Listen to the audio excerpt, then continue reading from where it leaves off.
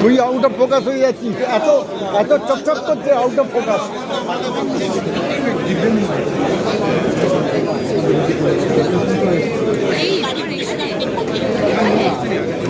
তুমি চিনতে পারছো?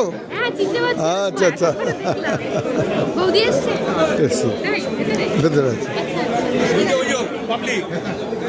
আমার সামনে দাঁড়িয়ে বলছে